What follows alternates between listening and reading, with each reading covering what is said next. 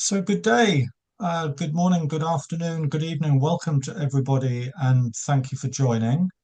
My name is Martin Gilbraith. I'm very pleased to be hosting today in this free facilitation webinar Joe Nelson of ICA Canada, who's General Editor of the Art of Focused Conversation. Would you like to say hello, Joe? Hi, everybody. And it's the Art of Focused Conversation second edition that I'm general editor of. And Brian Stanfield was the general editor of the first one, and we kept his name on that because we didn't write this book all over. We just edited it again. Thank you, Joe, and thank you for joining me. Thank you, everybody, for joining. We have about an hour to spend together, and we've got a lot to pack in, so it's going to be quite fast paced. We've done our brief introductions already. I may just say, Joe from ICA Associates and ICA Canada.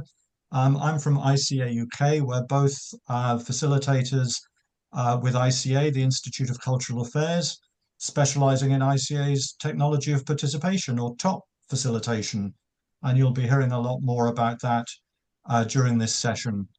I'm going to talk you through the aims and approach of the session very briefly.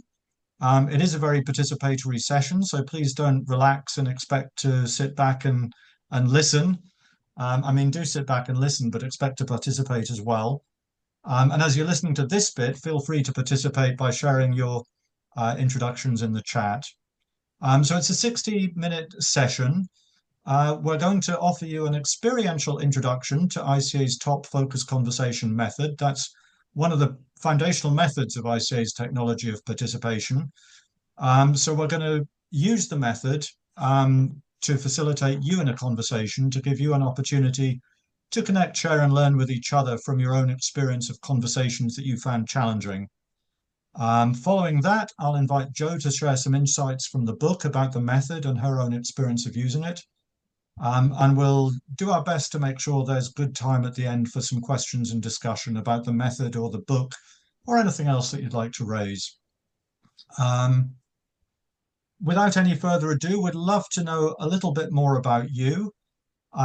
Please use the annotate function on Zoom to put a mark, a cross, a heart, whatever you like, on the map there to show us where you are located today. Does everybody know how to use the annotate function? I think it's at the top of the screen towards where it says that Martin Gilbraith is screen sharing. I see a few people already are showing us that they're in the UK. There's somebody in India, that might be Chitra. Anybody else in India? Yes, that's me. I'm struggling to Very multiply. good. Hi, Martin. This is Krishnan, also from Chennai, India.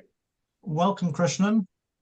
I see a few of you are having fun with the map. I'll give you another moment or two for that. Do please continue to share introductions in the chat as well. I'm not going to have time to see everything as it's written there, but it'll be great to look back and see who we've got here. Is it possible to enlarge the map from. a little bit? I don't know how to do it. I think it depends on your own screen. I'm showing it full screen from where I am, so. Oh yeah, okay, good. You might be able to switch from presenter from what do they call it? I had to switch off gallery view to presenter view.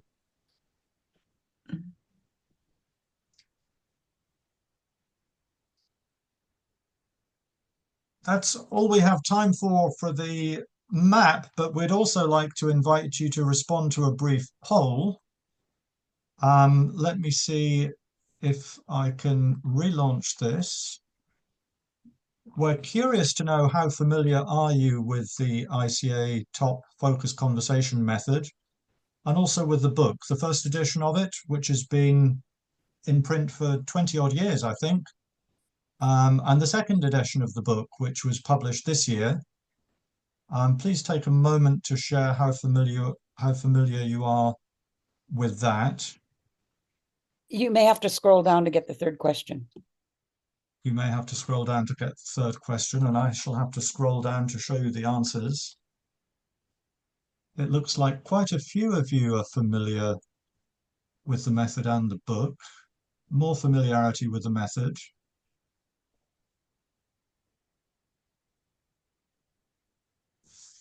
some also with the book. Just another moment or so on that.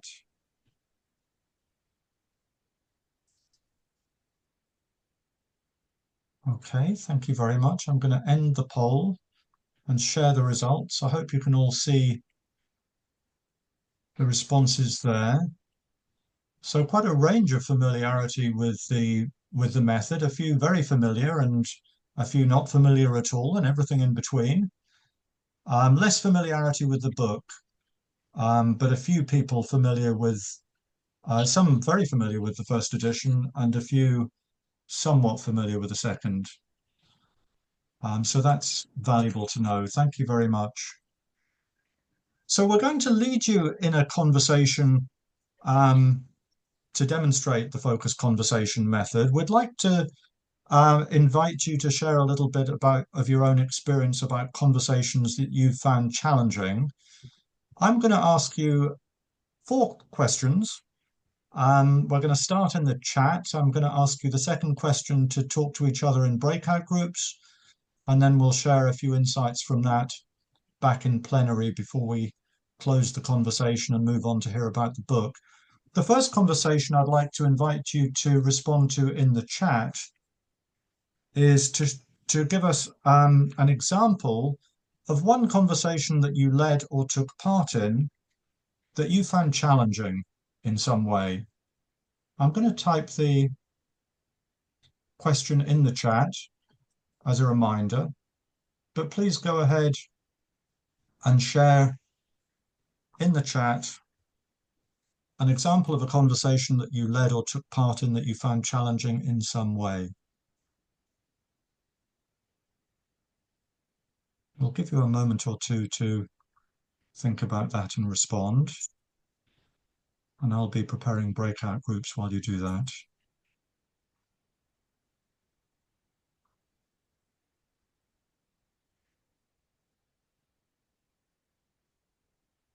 Oof. Set the bar high.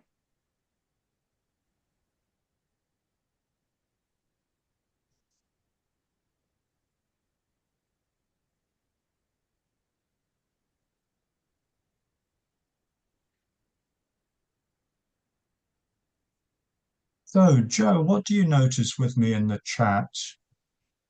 Mediation session with an ex-wife, now ex-wife. Most work conversations. Restructuring of an organization, dealing with legal issues.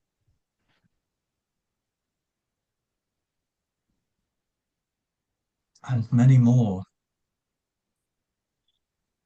Conversation with children about the death of a grandparent.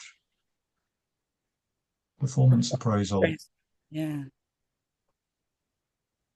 Wow. Renaming an organization. Oh, talking to a doctor and trying to get him. Yeah.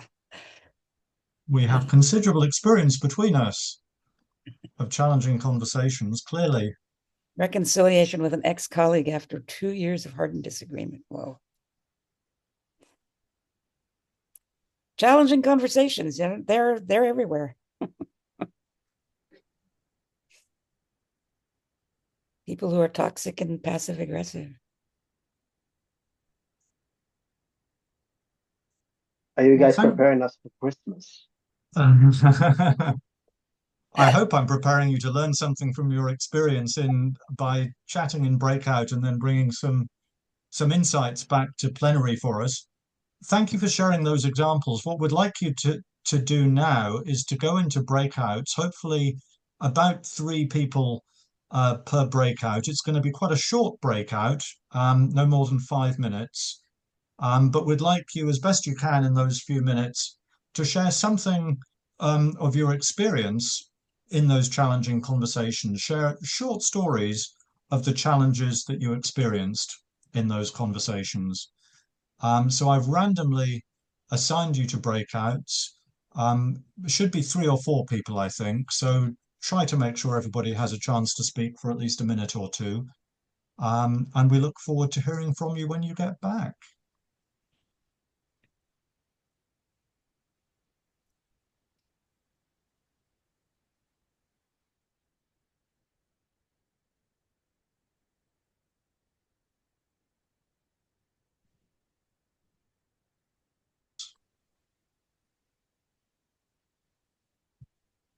So I've just closed the breakout groups. We should be seeing everybody coming back very shortly.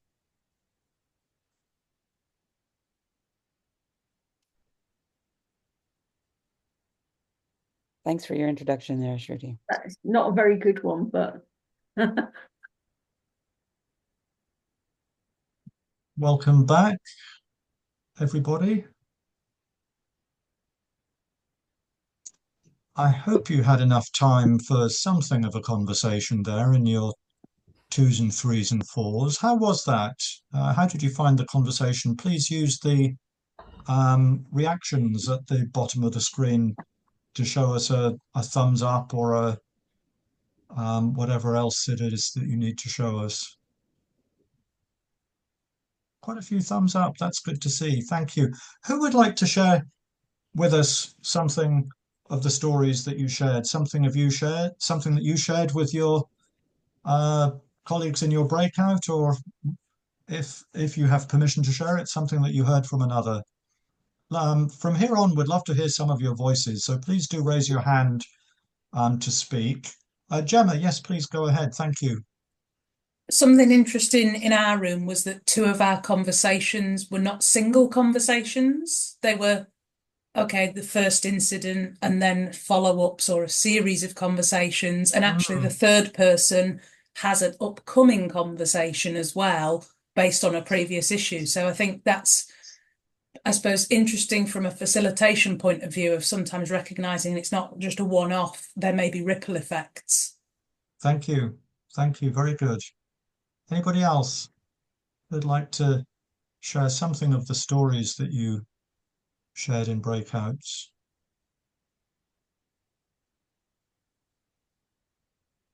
Mary, yes, please.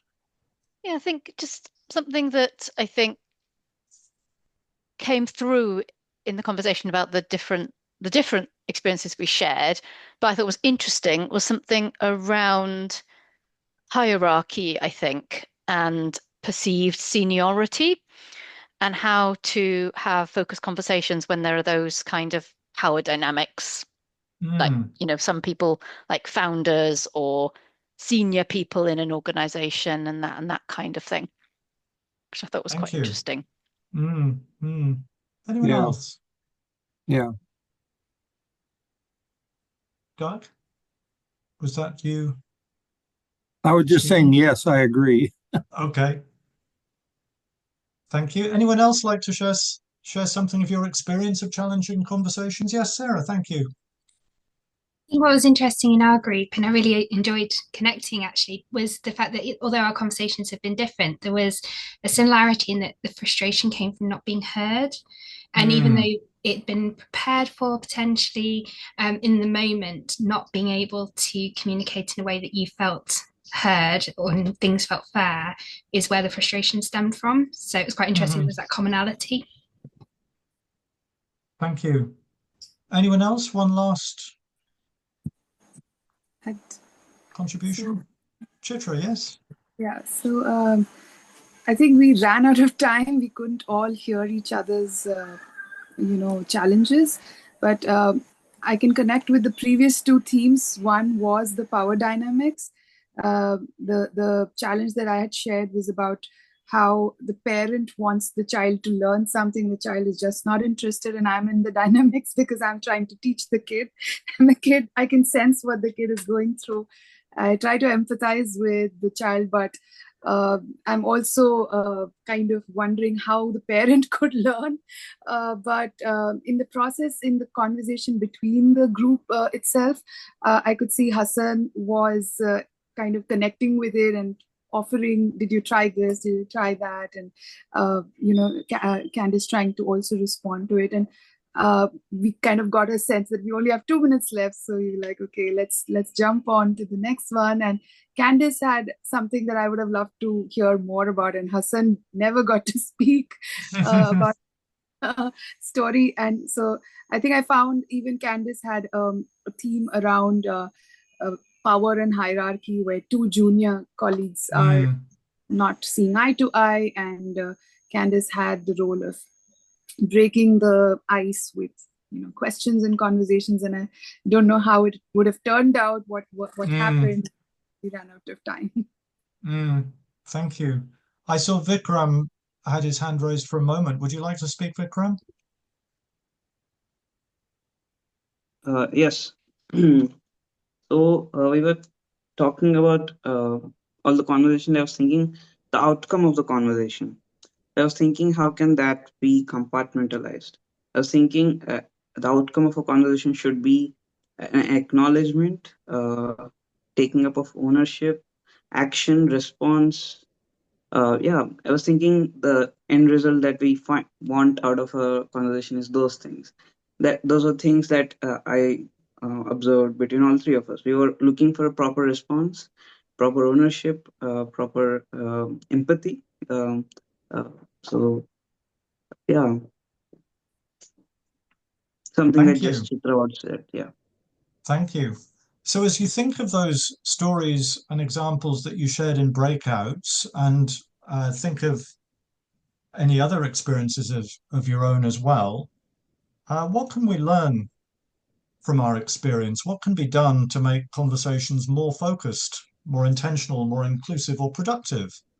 That was the theme of our session today. Any insights on that?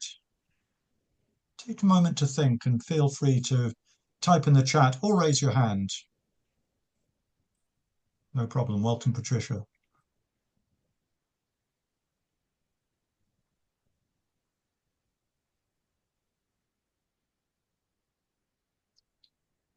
What can we learn from our experience about what can be done to make conversations more focused, intentional, inclusive, and productive? Alessandro says active listening in the chat. Sonali says have space for all voices to be heard. Thank you. Yes, absolutely. Being mindful of different viewpoints in a conversation, people's different experiences, consideration of context.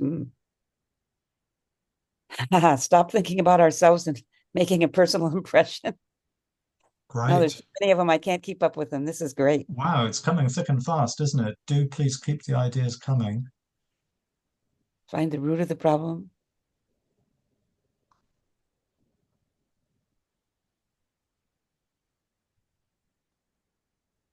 Please do raise your hand as well if you'd like to speak to any of these insights. We'd love to hear a few more voices. What is it in your experience that suggests that these strategies would help to make your conversations more focused, intentional, inclusive, and productive? Yes, please, Swati.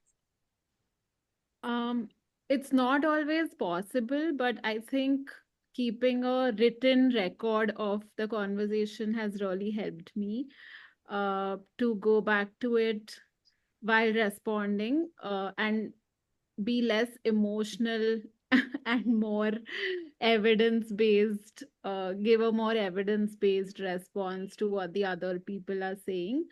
Although it can't be done all the time, but whenever possible, I like to do that and then take some time, go through my notes and then go back with the response. But it's a luxury. I understand it's not all. Yeah. Thank you.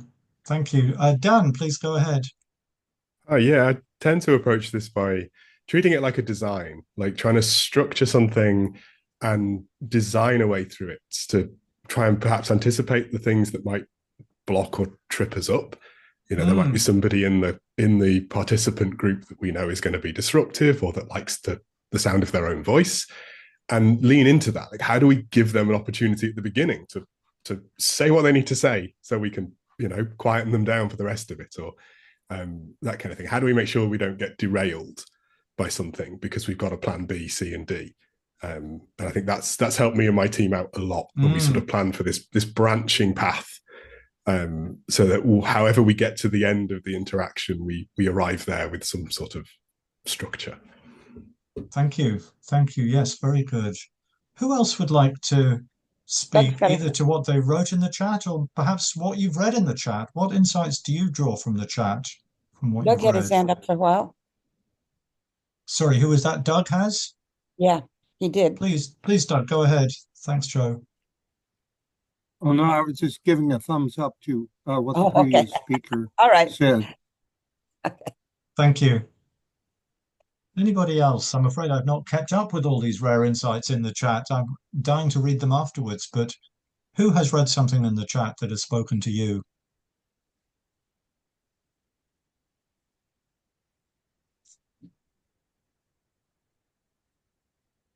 Asking participants to start with thinking or even writing instead of speaking. That's interesting.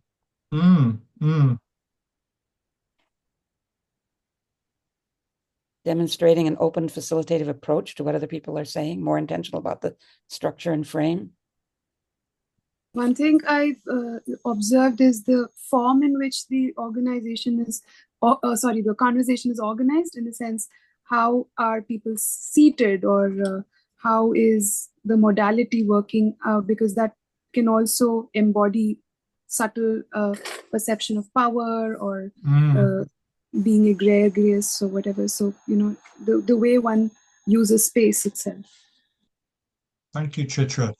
Joanne, yes, please go ahead. Yeah, I really like the idea of outlining a purpose of conversation beforehand. I think a lot of conflict or misplaced energy comes from uncertainty, and people perhaps come to things with defensiveness or fear.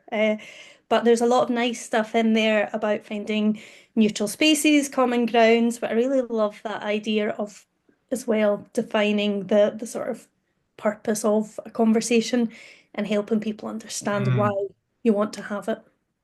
Absolutely. Thank you. Anybody Yeah, I else? think We've got 1 or 2 minutes for more. I think it's Alessandro. also about unpacking, deconstructing assumptions. Yeah, there's assumptions, sorry, like wrong assumptions. Often you at some point in conversation you hear people say, "Oh, but I thought that this was that, and I was wrong. Like I didn't think it that way. I thought that you were saying this, and I thought that." So it's about a lot of what we understand is our own, is we sort of project our own, perceptions or fears, or on in the conversation, really. Thank you. Yeah. Let me put one closing question to you then. I'm going to type this in the chat, and I invite you to type your responses in the chat, please. What's one insight or question that you will take away from this conversation? What have you learned that you will take away, that you will do, or what question will you try to resolve for yourself? Give you a couple of moments to think and respond to that in the chat.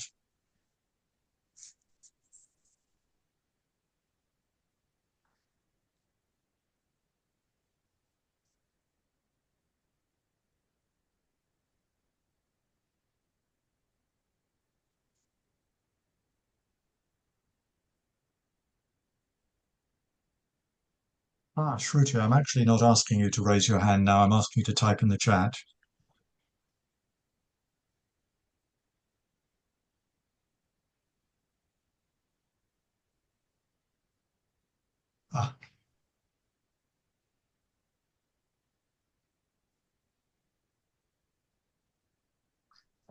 There should be a button at the bottom of your screen to raise your hand when the time comes.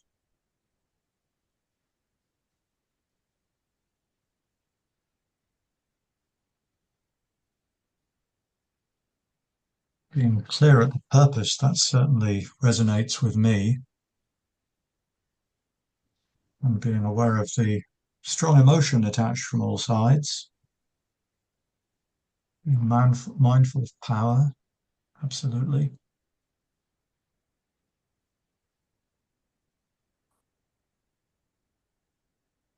Fantastic. There's some very rich insights coming through here, I think.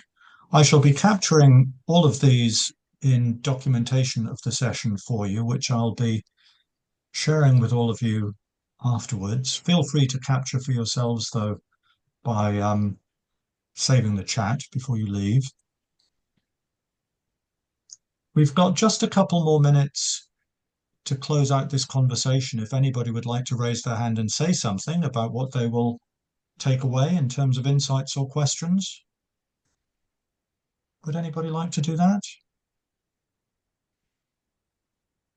and then we're going to turn to what the Joe and hear what about the the book. what the previous speaker said about if there's someone who's argumentative, let them speak first and get that out rather than trying to not let them speak. And it kind of defuses, and that can work with senior people, not always, but it can. And then to embody that open style so that people realize, oh, okay, this is not a fight. They're going to listen to me, even if I'm, being a senior jerk or an argumentative jerk. Thank you. Hi, Joe. Thank you. We've probably got time to hear from one more if anybody would like to share a closing insight or question that you'll take away. Sorry, I have a question. I cannot see where the raised hand has gone. I don't know what's happened there, but don't worry. I feel like there's a lot of great stuff, and it feels like it's about group facilitation. And I suppose the stuff that comes to mind are more difficult one-to-one things. Might be some conflicts where there is actually an equal power place. I'm thinking of a former role that I had as chair, conflicts with my chief exec, and but also around things like performance reviews, which are often can be difficult when you're raising issues, and that's a different dynamic, I think, and feel to some of what's being discussed here. Fine if that's not for the agenda for today, but I just wanted to raise that. Thank you. Just to let you know, those kinds of things are also covered in the book. We'll come to that in a little bit. And I think that was a perfect segue to move us on to the next segment of our session. Thank you all. That was your demonstration of the focused conversation method. I hope that gave you some opportunity to connect with each other and to share and learn from your own experience of conversations that you found challenging. And now, Joe, please tell us something about the method and about the book. All right. Well, a lot of what you've said is really, really helpful and fits right into this. The structure that we discovered over the last 50 or 60 years, both with academic research and also on the ground using what we discovered and fine-tuning it. ORID is actually not the focused conversation method. It is a natural thinking process underneath it. And it is based on phenomenology, but it is also backed up by current neuroscience. So when we are thinking clearly, and I call this how we think clearly when we think clearly, we do this, we see all of these things pretty much in this order. So the first level is the objective level of thinking, where we're observing the external world using our senses. These are things and it has been said that there is no such thing as objective data because everybody sees it in a different way. But in fact, there is such a thing as objective data out there. It's just that we all see it in different ways from different perspectives. So in a conversation with a group, you're going to want to get everybody's thinking about what they've observed. You're going to want to get all that information because it's like the facets of a diamond. You'll see more. But we need to ask ourselves those questions. What is going on? What have we observed? Then at the reflective level, immediately the minute we encounter the external world, we have a set of associations that is triggered in our brains. Our feelings and intuition are the top level of it, but this is all internal thinking. It's our immediate response and reaction, and also the memory or associations that we have. What does it remind us of?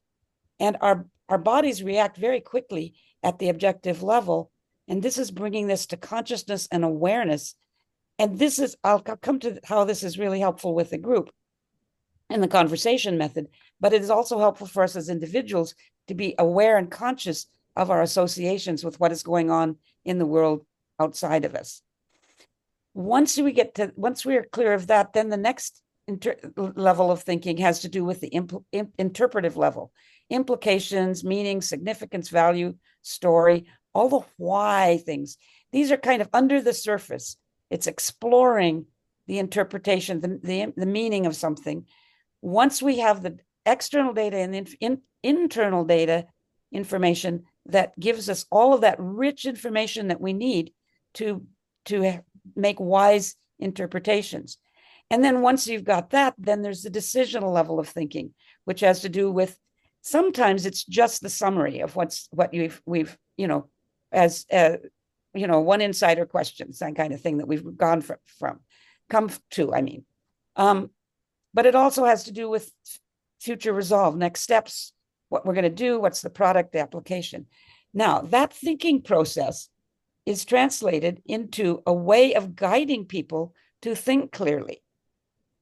And the structure of the focused conversation method itself brings us to asking questions of a group. Starting, now there's a couple of pieces to this that are not in the ORID part of this, which are you've referred to. One is setting the context so that the group is on the same page. And that includes some kind of tangible beginning point about which you can ask objective level questions.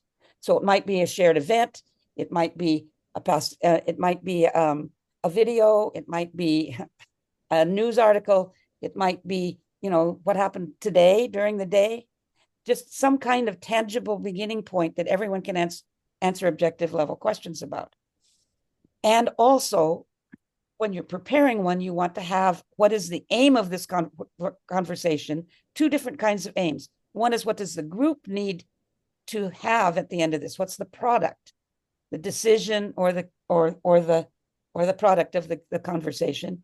And the other is, how does the group need to be different or changed by this conversation?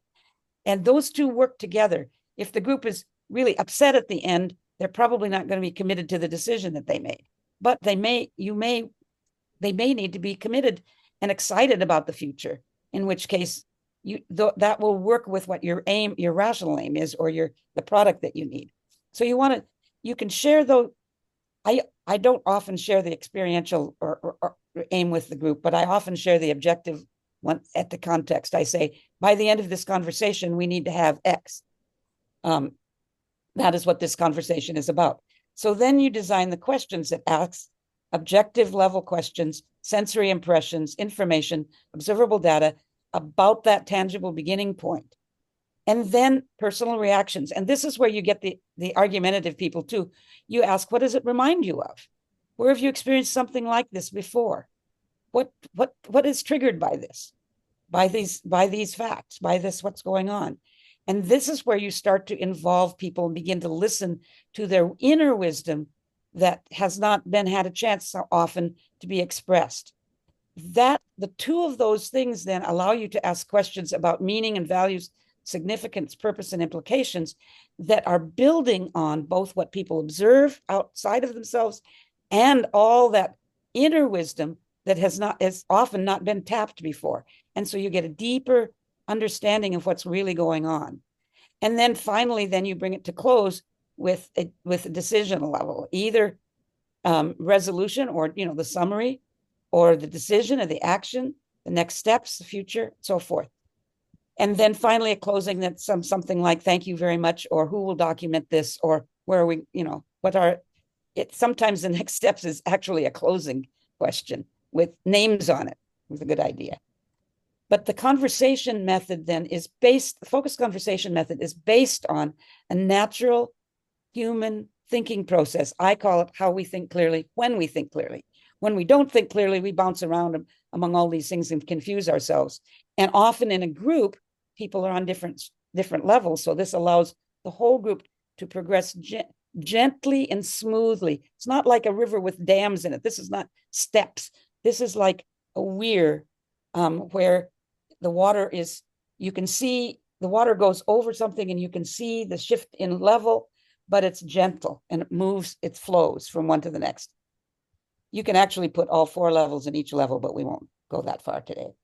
So the conversation that we did earlier, that you did, and we did in both the plenary and in the breakout groups, at the objective level, Martin asked to share an example of a conversation you led or took part in that was challenging. At the reflective level, he asked you to share stories of the challenges you experienced, and a lot of those were triggered by other people's stories. At the interpretive level, what can we learn? What can be done to make a conversation more? And great, insightful wisdom that we got out, both based on what our examples and other people's stories and our internal experience of our from coming from the past. And then finally, summarizing that, what's one insight or question that you will take away. So we went through those 4 levels, and they were broken up with the small groups and coming back to the large group, but there was a flow in those that took us to a deeper level. Now, it's a pretty whistle-stop conversation in only a few minutes, but yeah, exactly. Demonstrates what you can do with only 4 questions. With only 4. Generally, to be honest, I have 2 questions at the reflective level, because if you ask somebody what was exciting about this and you don't ask what worried you, they think you're trying to get them excited. So you want to allow the group to see that you're not moving them toward your experience, or you're not manipulating the group, but you're allowing. If you ask at least 2 different reflective questions, you'll get a different answer. You'll get a third one that says, well, I wasn't really excited or worried about this, but it reminded me of this when I had this experience I had 10 years ago. So you get more reflective level stuff if you ask more than one question. So here's just a glimpse behind this, and I'm not going to go through this very much. For the people who love philosophy, this is kind of the underlying, the picture, the image here is the objective level, which is relational. It acknowledges that everybody sees things from a different perspective. And then the reflective is responds to that. The interpretive responds and incorporates both of those levels. The decisional incorporates all of them. The diagram comes from a quote from Soren Kierkegaard, who liked to confuse people. I read some biography of him. The self is a relation which, in relating itself and willing itself to be itself, grounds itself transparently in the power that posits it. Okay, you can forget Kierkegaard. He's very good. Now, a little bit about the book, because many of your questions are going to be answered by the book, I think. The original book looked like this, and some of you have it. This was originally published in 1999. There were 20 reprints in the 25, 26 years since it was created. And that's why the publisher agreed to do the second edition. It has been translated into numerous languages and is available around the world.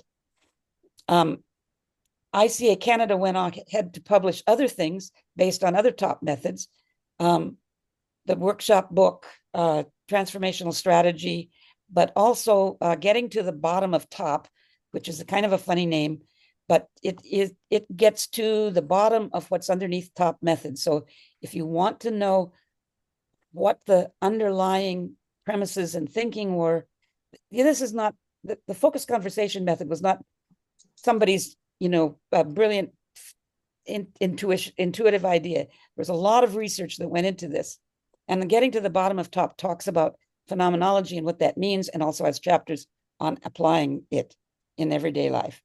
Translations, there's French, there's Chinese, there's Spanish, there's Turkish. No, not Turkish yet. They're working on that one. But there are a lot of other languages. When we looked at this, though, 25 years of experience, more experience in applying this method across the planet, with people from across the planet leading people from other parts of the planet, we decided that there really was a need to update it. And there was an editing team put together, a very diverse editing team here in Canada. And I got to be the general editor, which means when everybody else has got something else to do, you get the hard task. But we left Brian's name on it because he was the editor, the general editor of the first edition, which was also put together by a bunch of facilitators who brought conversations from their own lives and their own experiences. I'll get to the changes in another slide here. And there's reviews and testimonials about it from across the world. Martin has one, I think, on his website, in fact, and it's one in the book. So here's what the book covers. It covers, their introduction is about the origins of the method, and this is actually pretty much exactly the original introduction that Brian wrote to the first edition. In the theory and practice, there's a couple of new things for those of you who knew the old one. There's an overview of the conversation. Why do organizations need conversations in the first place? An overview of the conversation and a whole chapter on the underlying structure. A new chapter here is on how science supports focused conversations. There's a section on neuroscience and how neuroscience supports how the brain actually follows these processes. And it's not simple, but it's there. And then social psychology in how people participate in groups that help supports focused conversations. There's preparing a conversation from scratch, a whole chapter on leading a conversation, and then a new one that we pulled out of was a table in the first book, troubleshooting, common problems and suggested solutions. Some of your problems and challenges that you put into the chat will be covered in this, both the leading conversation and the troubleshooting sections. Like, how do you deal with somebody who won't answer any of the questions you ask, or how do you deal with levels of power in the group? Kinds of things like that are in that troubleshooting and leading a conversation sections. Then you've got, in the first book there were 100 sample conversations. In this one there are 125, and there are a couple of different things that you'll find.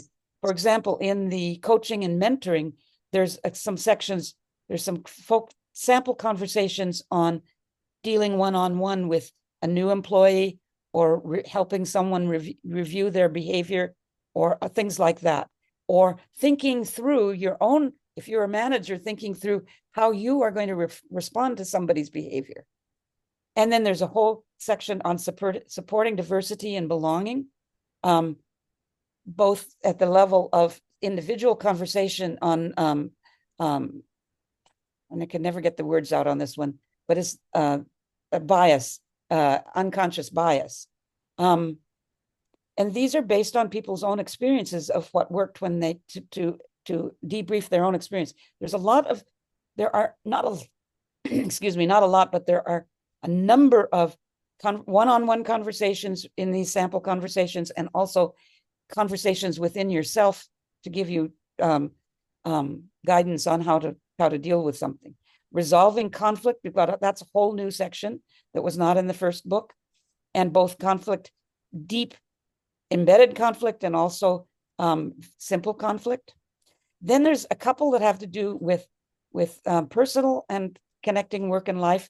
There's some family conversations here in the connecting work and life section, and personal conversations with one-on-one and also with yourself. I love the celebrative conversations. There's one on birthdays that's really powerful. And I would like to also point out that in the appendices, which is a part that people rarely look at, so I want to point it out that it's there. There's a whole list of possible tangential beginning points, because for many people, this is a really difficult thing. What am I going to start with that I can ask objective level questions about that people can actually answer? And so there's a couple of pages on that. There's sample questions for each level that are drawn from these sample conversations. So if you're creating something from scratch and you need some things to trigger the questions you need to ask, there's sample ones there. The conversation flow images are that Kierkegaard one that I showed earlier. Then there's a guide for preparing a conversation, a worksheet for it, an example of a plan actually using the worksheet, so you can see how to do that, and an example about leading a conversation with the typical answers you might get. We thought we need to make this really, really practical. That example and the plan using the worksheet were not in the original book. Leading an informal conversation, how to do that when you've got somebody who's allergic, like my siblings are, to somebody guiding a conversation with them. How do you lead an informal conversation that allows people to think clearly together, but doesn't say, oh, I'm going to use this process with you? Using the conversation method with other methods, introduction to image change, just a one-pager on that. So because there's a sample conversation that refers to it, and then a couple of other methods that follow ORID. So a lot of very valuable things in this book. And the conversations can be used online or in person, or sometimes just in your own head. So there's quite a variety of things there. Thank you, Joe. Why don't you go on to show the last slide as well, exactly? This one? Yeah. Sorry? This one. No, exactly. The further resources. We just have a few minutes left. Thank you so much for that, Joe. I've just put a couple of links in the chat. You can see them there as well. There's a link to the book. In the slide, there's also a link to the theory book that Joe mentioned, Getting to the Bottom of Top. And on the right, there's a link to ICA UK's top training if you're interested in learning more. And also a blog post there. I'll share a link to the blog post. I've often said to people when they ask, what is facilitation? What's the essence of facilitation? I say, well, essentially, facilitation is about asking questions. Every other method or approach to facilitation is a more or less elaborate way of asking questions. And the great power of this method is that you'll never be short or left wondering what questions to ask or what order to ask them in if you have the focused conversation. So I can't recommend the book highly enough. And yes, I think it is available in ebook version, Joe, is that right? Yes, it is. It is. You can get it directly from New Society as an ebook or as a web PDF, and I'm not sure what that means. It must be a protected PDF that you can download, that you can buy as well. Thank you. We just have a few minutes left. We've got 5 minutes. Thank you so much, Joe, for sharing that with us about the method and the book. Who has any questions? Who would like to raise a question about anything you've heard from Joe or anything that we've discussed during the session? Please go ahead and raise your hand. Or write it in the chat. Or write it in the chat. Perhaps you could stop sharing now, please, Joe, okay, so we can all see each other well. Thank you.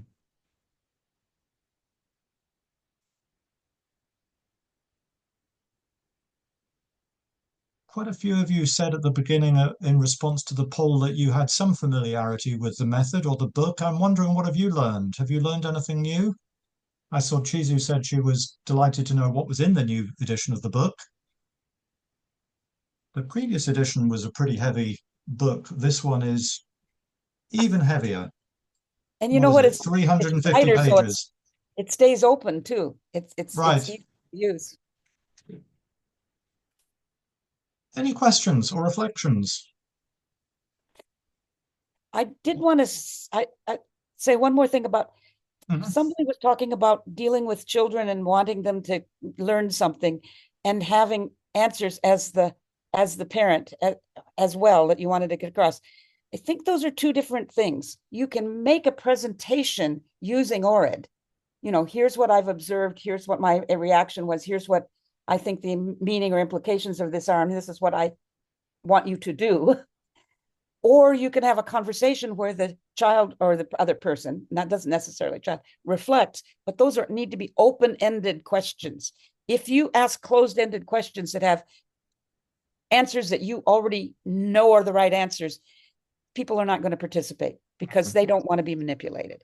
So you can make a presentation using ORID, and then people will see your thinking process and trust it more. And you can use ORID to structure your writing. I've often done that. You can also use ORID as a tool of diagnosis as well as a tool of design in order to work out what the hell's going on in the group that's having a conversation in front of you. And where are people coming from? Why are they acting the way they are and talking the way they are? Thank you. We're pretty much out of time. Chitra, please go ahead. Yeah, no, I first experienced ORID in the Delhi IAF circle. And I think somewhere subconsciously it is also the way, like the natural thinking process, but it's also how in design or in creative courses, you learn how to reflect or make sense of the reality. So you start with a sensorial level and then you move